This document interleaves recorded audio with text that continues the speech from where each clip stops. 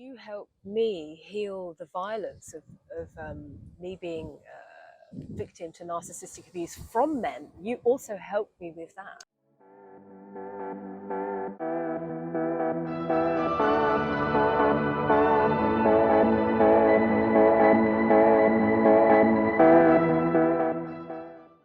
Yeah, and I've spoken to many women recently and in the past who have suffered malignant physical abuse. You know, being punched in the face by a man. Yeah. I mean, that's horrific. You know, I've never done that. I've never crossed that line. I've been violent and abusive in my words towards women in the past, and that's something I've had to heal deeply. But I've never lifted a hand against a woman. I think that's really, crossing the line. That's really dark. But in those women who have experienced that, I've been able to help them understand why that's happened to them and how it has changed their personality. Because what happens when you receive violence into your personal being, it creates a rage, and it creates messiness. If you imagine, I like to work with metaphors of animals. The violence that comes from a man is a very tiger energy. And a tiger is very singular. It lives on its own. It's very territorial. It's like, you don't come near me and I won't come near you. But if you even look at me the wrong way, I will fuck you up. And this is the tiger energy. But the tiger energy, that's the dark side of it, and its light side is about wealth. So what is the wealth and lesson of receiving that abuse? And it's that you are fucking strong. Yeah. And you can stand. Yeah, baby. Like these women out there who have received physical abuse, narcissistic abuse in their marriages, and they still continue to love that man. Yeah, they didn't, there's that distortion of not leaving them, but to keep going back and stand. I really hold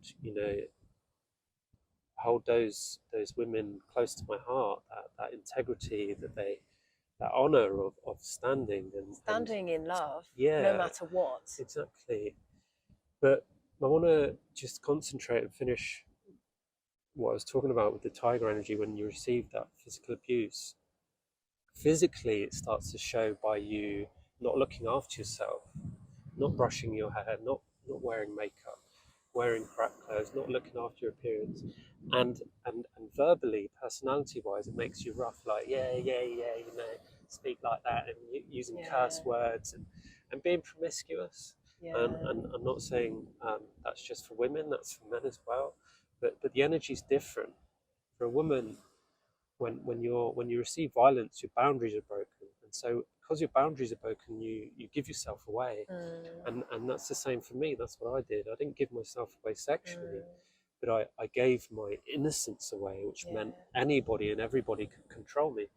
And because I didn't stand for love, because I didn't stand for anything, I fell for everything. But as you know, the man and the woman, they first have to go on there finding their own healing journey, and then, through the miracle of our journey of meeting each other, we were at a place where we could then mirror each other.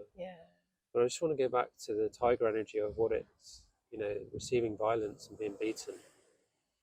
There are many women that come to my mind that I know who have been beaten, and this energy of receiving violence, I said, it makes you messy.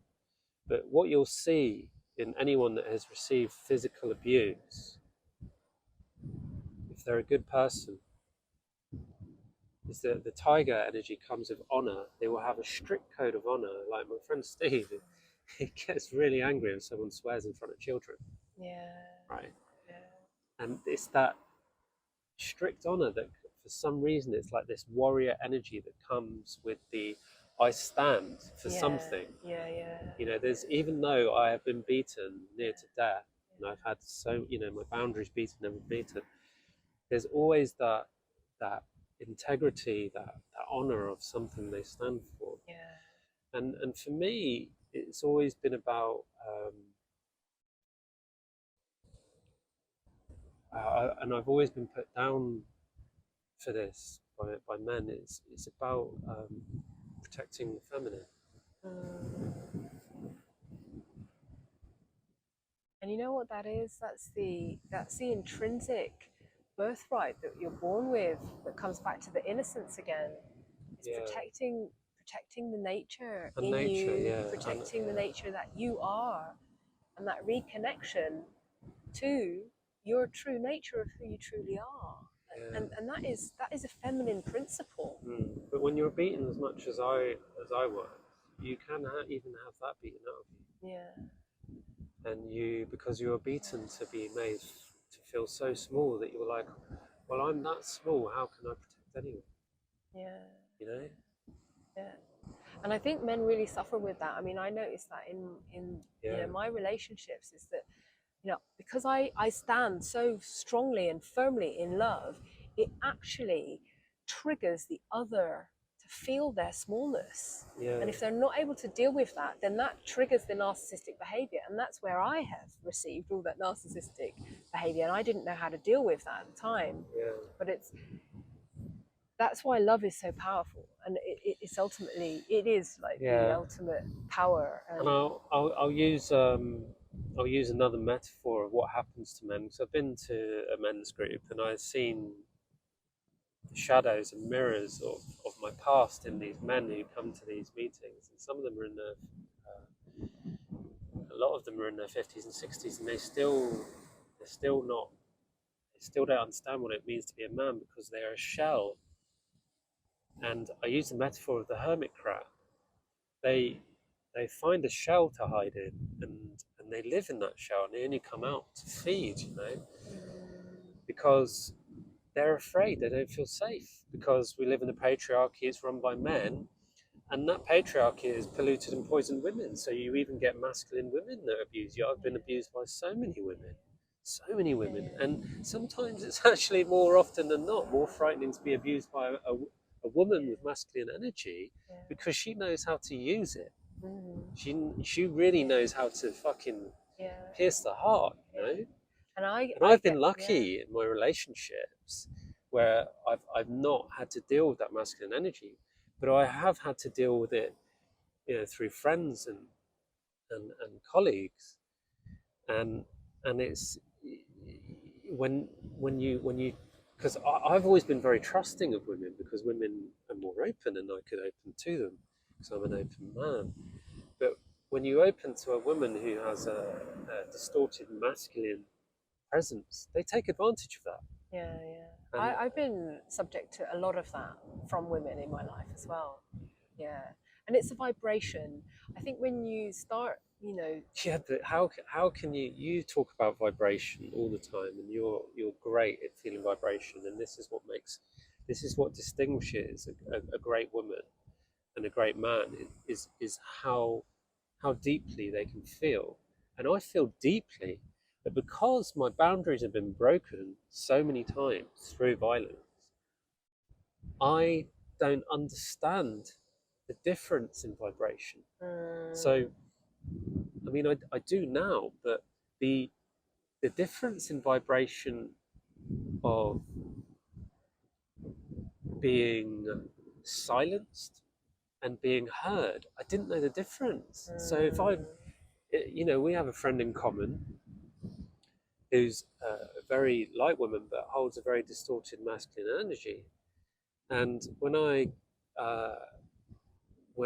was in her realm, she tried to make me feel at home, but through her own unconscious distortions as masculine, she made me feel unsafe because of her fear of my purity. And it's such a head fuck. I see this so much. I've experienced this so much. And it's like nobody's fault of their own, but this is the violence of patriarchy and how it causes separation and unsafety. Yeah, but it blends in with the matriarch as well, because because the masculine energy is so strong that it penetrates the whole of society. And I want to go back to the honor I spoke about of the tiger. Is about making you small. So why are you being made to feel small? Because if you look at a man and a woman, and the man is violent and abusive to the woman, why is he being violent and abusive to the woman? Because she is triggering the narcissistic shame avoidance mechanism in his heart, asking him to feel his heart. And when that is triggered, he lashes out because the pain is so great. And that pain creates ignorance. And so instead of feeling what she is asking him to feel, she's saying, you hurt me. He's like, well, I'm going to hurt you even more because you just hurt me, because you asked me to admit and feel the pain that I caused you. Yeah.